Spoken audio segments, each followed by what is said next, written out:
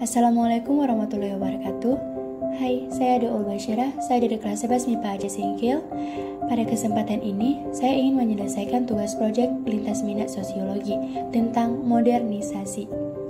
Nah, di video ini, saya ingin menjelaskan apa sih modernisasi, mulai dari pengertiannya, ciri-cirinya, contoh perubahannya, bahkan ada juga dampak positif dan negatifnya. Nah, pertama saya akan menjelaskan tentang pengertiannya. Modernisasi itu dalam ilmu sosial menunjukkan pada sebuah bentuk transformasi dari keadaan yang kurang maju atau kurang berkembang ke arah yang lebih baik dengan harapan akan tercapai kehidupan masyarakat yang lebih maju, berkembang, dan makmur.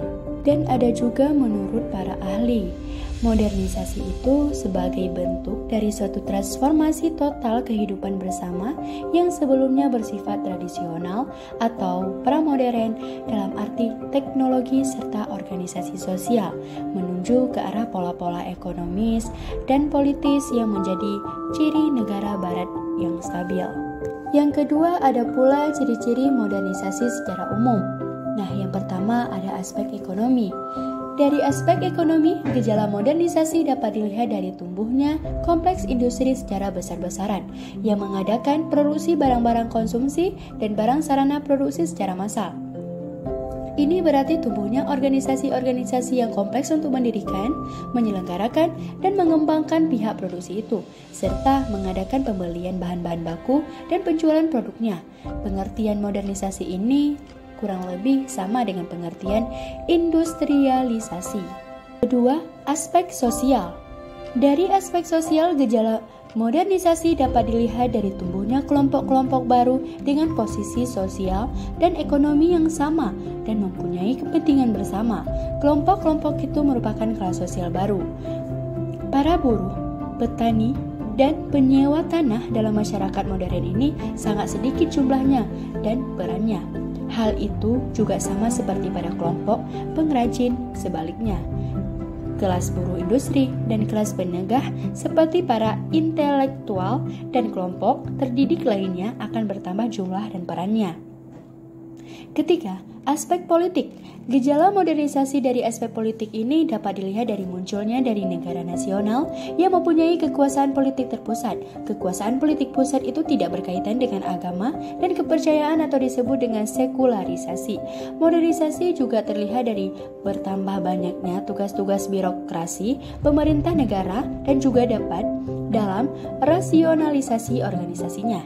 Hal tersebut merupakan bagian dari suatu proses diferensiasi umum yang menyebabkan lahirnya lembaga-lembaga politik yang semakin khusus dengan fungsi yang semakin khusus pula.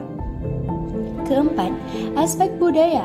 Gejala modernisasi dari aspek budaya dapat diamati dari timbulnya sistem kepercayaan dan pandangan dunia yang merubah sifatnya dari yang awalnya bersifat mistis dan magis menjadi rasional. Bersamaan dengan hal tersebut terjadilah semacam sekularisasi. Hal itu berarti segi kehidupan yang berbeda dan aktivitas yang sifatnya penting menjadi terpisah dan mandiri. Agama dan pandangan hidup juga akan berkurang kaitannya dengan aktivitas sosial, politik, dan ekonomi. Yang ketiga ada pula contoh perubahan modernisasi. Yang pertama ada ekonomi. Dalam bidang ekonomi, contoh modernisasi yang saat ini terjadi, misalnya penggunaan alat hitung dalam dunia perkantoran, yang awalnya mempergunakan tenaga manusia untuk melakukan perincian secara manual. Akan tetapi, pada saat ini lebih banyak menggunakan alat-alat komputer dan internet. Misalnya dengan aktivitas ini seperti penggunaan penghitungan dengan kalkulator dan lain sebagainya. Teknologi. Dengan teknologi, pada saat ini lebih mudah ditemukan daripada dengan bidang lainnya. Dominasi ini didapatkan setelah melihat kondisi pada saat ini. Misalnya saja, khusus untuk masyarakat Indonesia, hubungan sosial lebih banyak dilakukan dalam media seperti Facebook, Twitter, Instagram, ataupun lainnya sebagainya. Keadaan ini ditimbulkan dengan adanya perkembangan arus pergerakan manusia yang mudah menemukan aktivitas-aktivitas keseharian masyarakat dunia. Oleh karena itu, teknologi sejati menjadi bidang paling dominan daripada bidang yang lainnya. Ada pula contoh modernisasi pengetahuan. Dalam pengetahuan bisa ditemukan perihal menggunakan internet sebagai literasi pada saat ini. Bila zaman dulu, penelitian dilakukan secara manual dan dari rujukan buku-buku. Akan tetapi, pada saat ini, aktivitas seperti menggunakan Google lebih banyak dilakukan di masyarakat. Pendidikan. Bidang lembaga pendidikan menjadi salah satu contoh kegiatan dalam modernisasi yang ada di Indonesia dan masyarakat dunia. Contohnya, seperti aktivitas pendidikan dilakukan secara online tanpa bertatap muka. Bahkan belajar seperti bimbel yang dulunya dilakukan dengan tatap muka ataupun interaksi sosial, pada saat ini lebih banyak mempergunakan aplikasi-aplikasi. Transportasi. Kegiatan transportasi juga tak luput dari adanya pengaruh modernisasi dalam masyarakat. Contoh ini misalnya penggunaan Gojek yang menjadi pionir dalam transportasi online di Indonesia. Sampai saat ini, bahkan aplikasi online ini bukan hanya membantu perekonomian masyarakat, akan tetapi menjadi solusi keamanan yang tepat ketika terjadinya calo-calo yang bertebaran di mana-mana. Sosial. Contoh lainnya yang berhubungan dengan modernisasi dalam masyarakat, khususnya untuk bidang sosial, seperti penghimpunan dana yang telah dilakukan oleh Kitabisa. Proses penghimpunan dari media online ini menjadi solusi serta penawaran di era modern seperti saat ini. Yang terakhir dari contoh perubahan modernisasi ini ada perdagangan. Contoh lainnya, di bidang perdagangan ini juga bisa dengan mudah ditemukan. Misalnya, menemukan aktivitas beli barang-barang elektronik ataupun jasa di media ataupun di dalam Tokopedia. Fenomena sosial inilah menjadi keadaan yang nyata bahwa perdagangan sudah terendus dalam modernisasi. Yang terakhir ada dampak positif dan negatif dari modernisasi. Yang pertama ada dampak positif. Masyarakat harus pandai memilih dampak modernisasi yang baik agar tercipta keseimbangan dalam kehidupan masyarakat.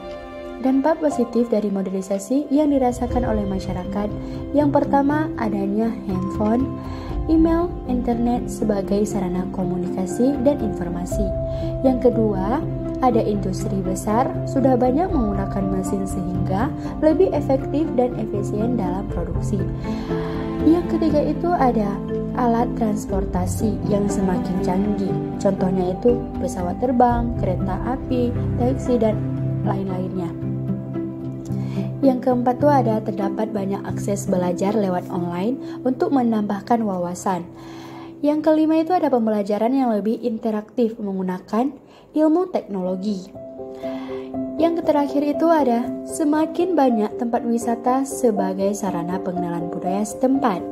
Ada juga dampak negatif modernisasi pada budaya masyarakat. Dalam kenyataannya, budaya modernisasi banyak juga yang bertentangan dengan nilai dan norma yang ada di dalam masyarakat. Contohnya, cara berpakaian yang tidak sesuai dengan adat ketimuran Indonesia dan meniru gaya rambut ala kebarat-baratan. Pergaulan bebas di kalangan pelajar dan masyarakat, gaya hidup yang konsumtif bisa lebih memilih makanan cepat saji, kurangnya silaturahmi antara masyarakat karena mudahnya akses informasi, kurangnya rasa cinta masyarakat pada produk lokal. Nah, inilah video yang menjelaskan tentang modernisasi, dari ciri-cirinya, pengertiannya, perubahannya, atau dampak positif dan negatifnya. Terima kasih, semoga bermanfaat.